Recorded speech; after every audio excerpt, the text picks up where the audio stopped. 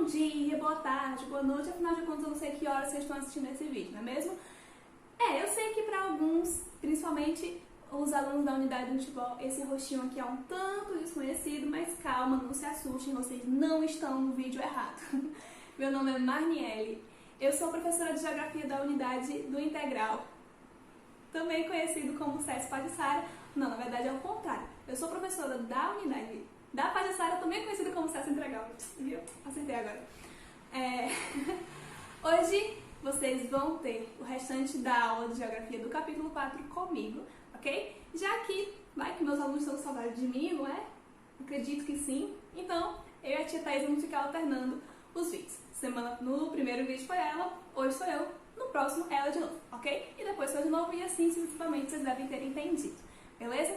Então hoje a gente vai continuar o capítulo 4 e vamos finalizar ele, beleza? Com a tia Thaís, vocês viram o começo do capítulo 4, que se chama Nosso Planeta, não foi mesmo? Então vocês devem ter visto o sistema solar, o surgimento do universo, certo?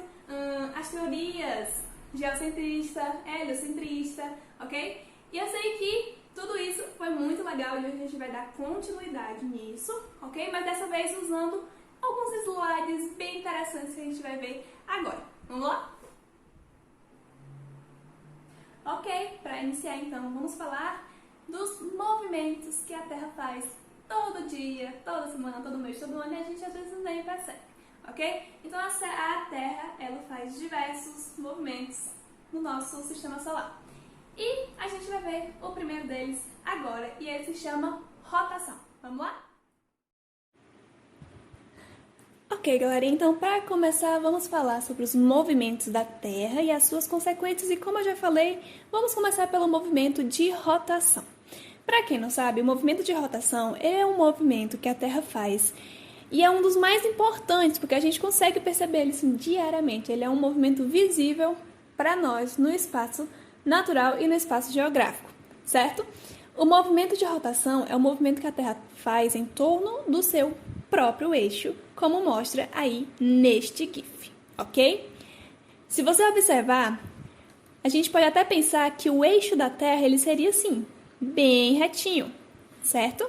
Mas na verdade não é isso que acontece. O eixo da nossa Terra é inclinado, então o certo é esse branquinho aqui, ó. O eixo da nossa Terra ele é um pouquinho inclinado, certo? E a Terra vai girando nesse sentido aqui. Lembrando, a Terra gira de oeste para leste, ok? E esse movimento, essa rotação, ela dura 23 horas, 56 minutos e 4 segundos, ok? E aí a gente acaba arredondando para 24 horas, certo?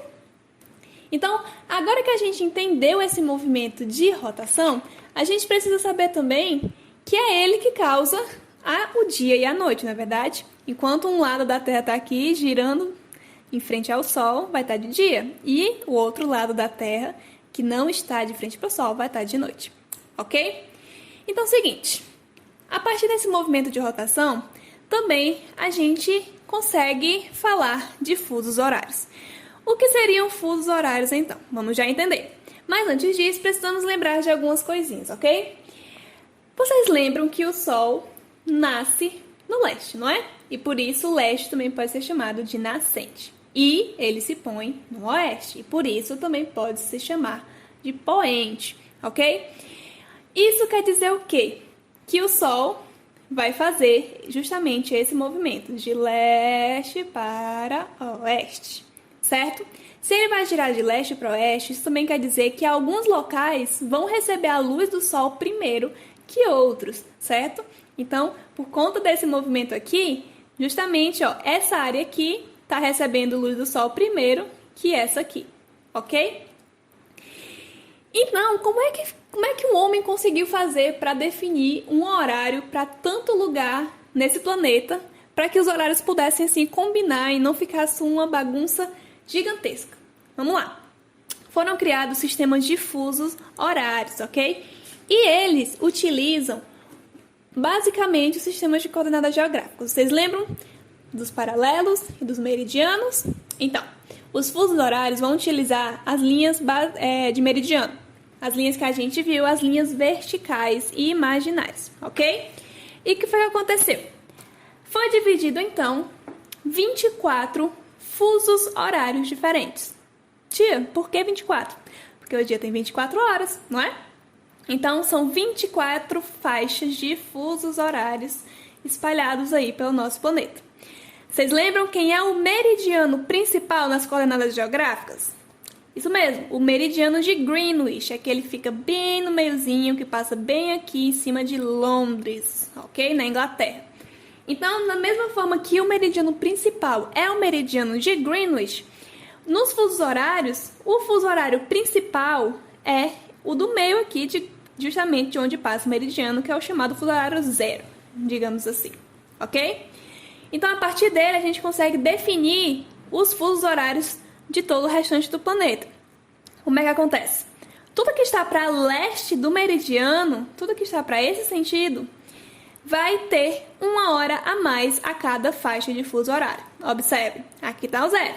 Veio para essa faixa, agora tem mais 1 hora aqui. Aqui aumentou mais 2 horas, aqui aumentou mais 3 horas, ok? E assim sucessivamente. Por exemplo, vamos supor que aqui em Londres são meio-dia, ok? E a gente quer saber, por exemplo, o horário aqui no Japão, certo? O Japão é esse aqui.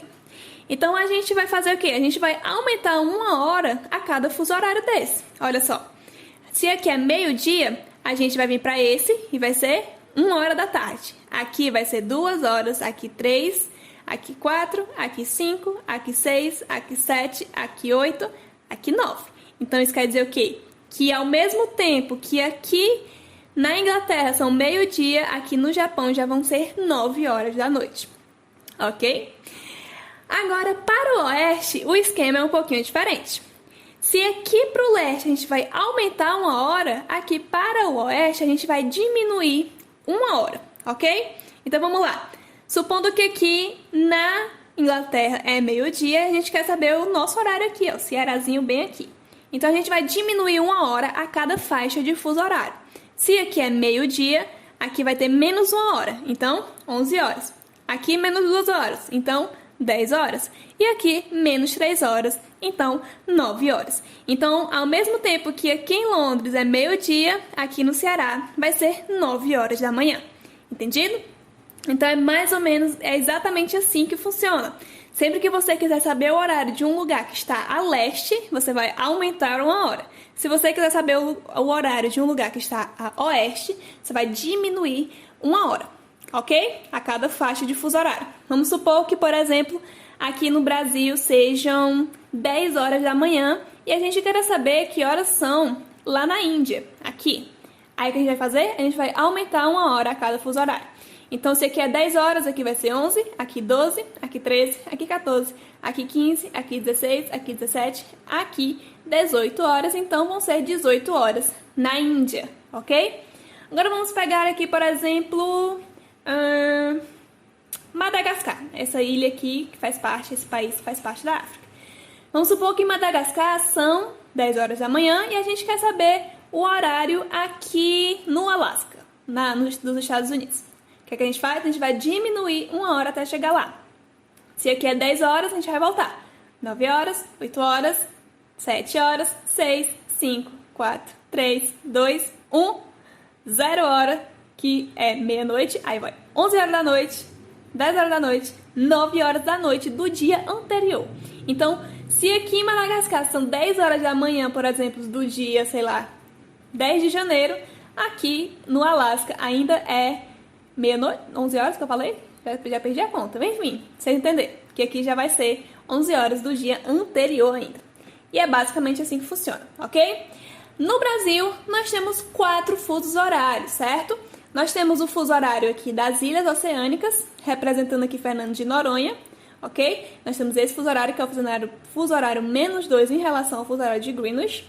Temos o fuso horário de Brasília, toda essa área aqui laranjinha clara, tem o fuso horário -3, então é menos 3 horas em relação a Greenwich.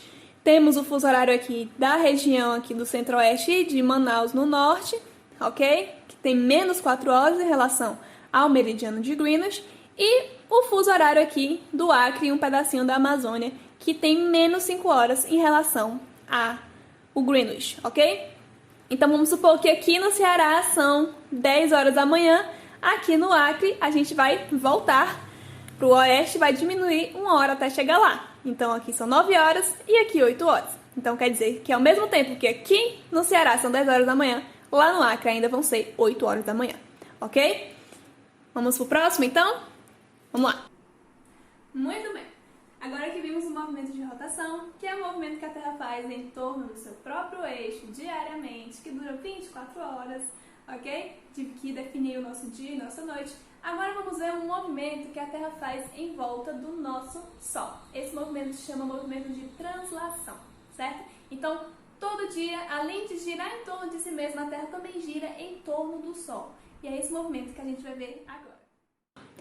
Agora a gente chega falando do movimento de translação. O movimento de translação, galerinha, ele é nada mais nada menos do que o movimento que a Terra faz em torno do Sol. Ou seja, é uma órbita que a Terra vai fazendo ao longo do tempo em torno da sua estrela maior, que é o nosso Sol, certo? A duração desse movimento é de 365 dias, 5 horas, 48 minutos e 46 segundos. Tia, mas um ano não tem 365 dias? Sim, tem sim. Daqui a pouco a gente fala desse restante aqui de horas que acabam sobrando, ok? O movimento de translação na Terra, a gente pensa que ele é redondinho, assim, bem redondinho, mas não, ele é um formato elíptico. Essa órbita que a Terra vai fazer, essa órbita da Terra em torno do Sol, não é redonda, ela é elíptica, então ela é achatada em alguns pontos. Ela não é redondinha, perfeitinha, ok? Então, voltando a falar do nosso ano solar, o ano solar que é definido é que dura 365 dias. Então, um ano na Terra dura 365 dias, ok?